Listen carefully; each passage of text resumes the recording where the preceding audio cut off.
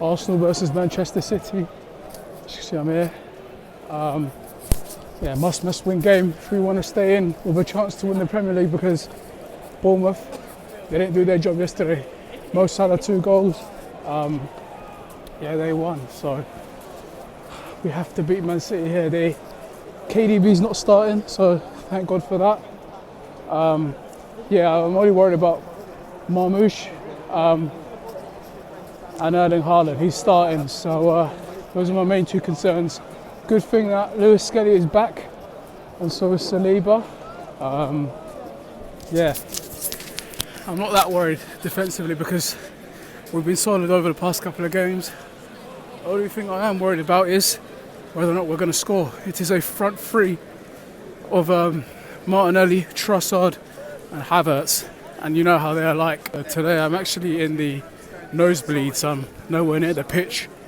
I might have to actually get glasses because I can't see anything past 50 yards. So why are there so many people? Like, what, you're not even going to the game. Why are you even here? Like, I've come early for once. I don't want to miss North London forever. Oh my god, I've got to wait all this. It's not looking good.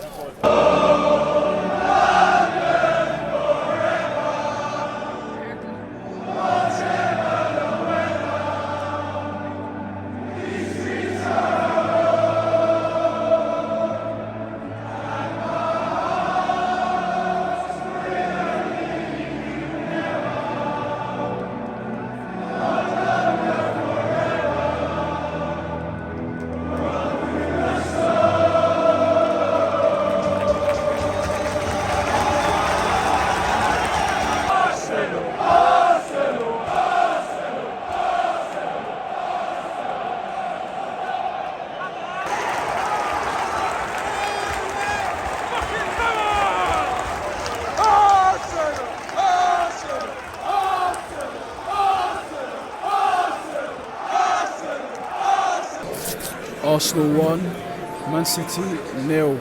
It should be 2-3-0 if I'm being honest. Yeah, Havertz missed an open goal from about 4 yards out. If that's not a sign that we need a striker, then I don't know what is.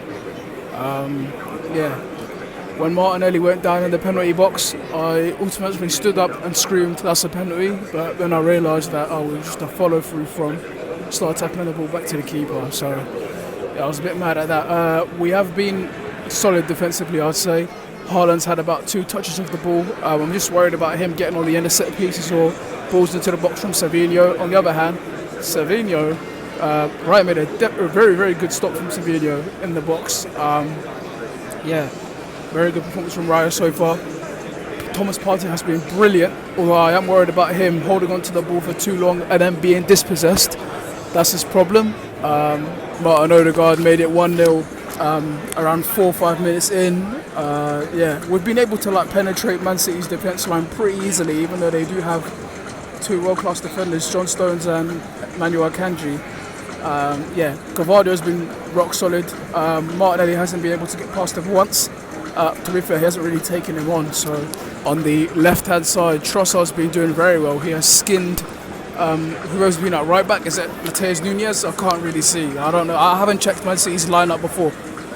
All I know is that Guardiola looks mad on the touchline, and I am expected to see Kevin De Bruyne on the pitch. Marmoush has been very, very good. He turned Timber and Martinelli, I believe, inside out, and yeah, couldn't get the shot off. So yeah, Phil Foden, a bit of a tricky one. Him and Bernardo have zero attacking threat. You know what I mean? He just dribbles into nowhere. I don't know. I'm not worried about Phil Foden. He doesn't really. Well, when he does shoot, he is dangerous, but he doesn't. Yeah, he's a nothing player nowadays. But yeah, I'm not worried. Second half, I do believe we are going to score at some point again. I just hope that it is early on in the second half again to deflate Man City and kill off any hopes that they do have to try and get back into the game. You know how Pep Guardiola is relentless on the touchline. He'll shout.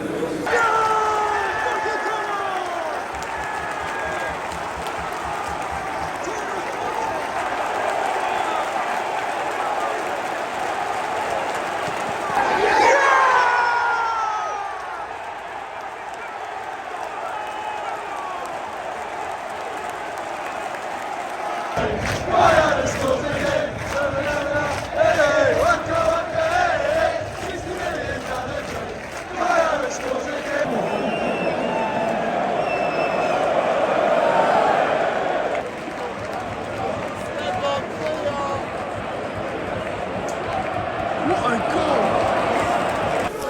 goal! Arsenal 5, Manchester City 1.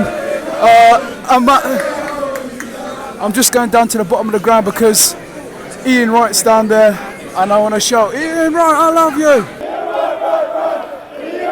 Peter Schmeichel! Ian Wright! Joe Hart as well. Oi. Michael Owen. Ian Wright, I love you! right. Ian, right. Oi. Righty, we'll score. Righty, we'll score. Righty, we'll score. Righty, we'll there he goes, he's laughing. Righty, we'll score. Arsenal 5, Manchester City 1. That second half was probably the greatest second half I've ever seen as an Arsenal fan. Wow, that was, I can't even put into words. As I did see Erling Haaland, well, I had watched Man City live against West Ham earlier on in the season.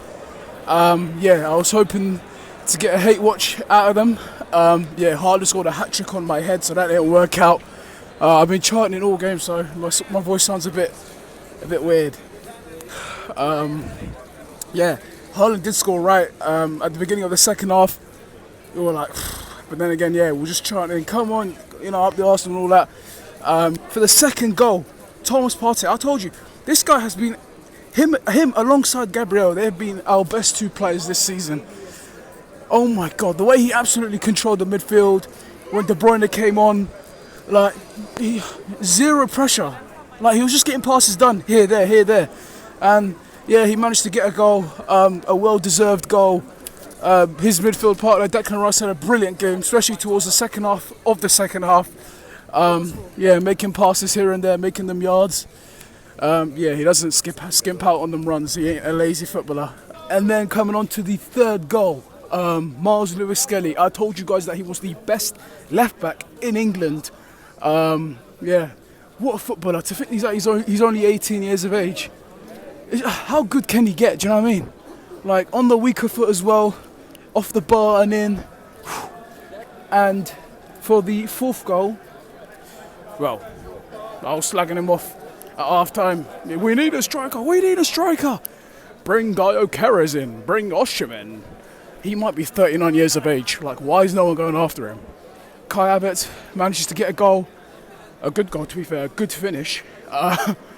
Especially how horrible he was in the first half. And that pretty much cemented the game. We pretty much won it there and there. City were never going to come back, no matter how dangerous Savinho was. Before I get onto the last goal of the game, Kovacic, what a footballer. I think he plays better without Rodri. The way he just controls the game and dictates the game by himself, driving into our midfield with ease, just skipping past players and even making them Toni Kroos-esque balls. What a footballer! Kovacic, I don't think he'd get this good. And last goal of the game. I told you lot, Ethan Nwaneri, put trust in him. He'll deliver. He's basically our temporary Bukayo Saka. We're lucky he came out of our academy, because how much would he be worth? Especially the fact that he's just so young. I think he'd be, if he was in the market right now and we had to go and get him, I'd probably say he'd be worth about 70 to 80 million. We're just lucky that he's Hale End. They're gathering for AFTVI. I'm not waiting. What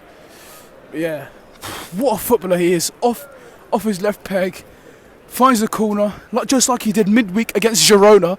I told you lot. Ethan Nwaneri, he's here to stay. When Saka comes back, he's still going to be playing. I'm just worried, where's he going to play? Because he can still play in the midfield.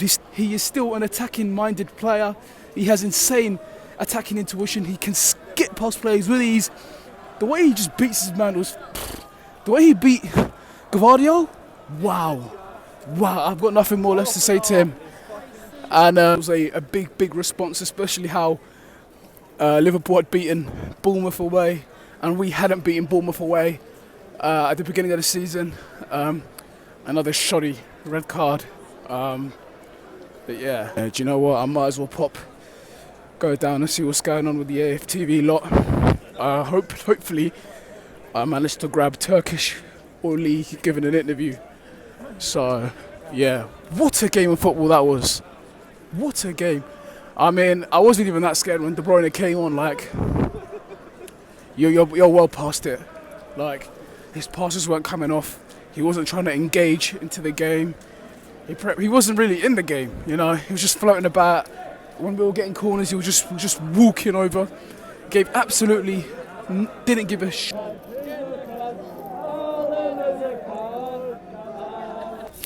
That was 80 quid well spent. Wow. That's why you pay that type of money to go and see Big Six games, because you're not going to get that against Ipswich. You're not going to get that against horrible teams like Southampton, you know. Wow, what a game of football. Martin Odegaard, form is temporary, class is permanent. Do not disrespect my fucking captain. Yeah, don't disrespect my captain. Yeah, you're slagging him off when he weren't making them, when he wasn't scoring, when those passes weren't coming off in the past 6 weeks, when he missed that penalty against Man United. I was there. You guys were calling him to be sold. Yeah, you were calling him, oh, he only benefits off Bukayo Saka. Yeah, there's a reason why Real Madrid bought him when he was 15. Yeah, trust in him.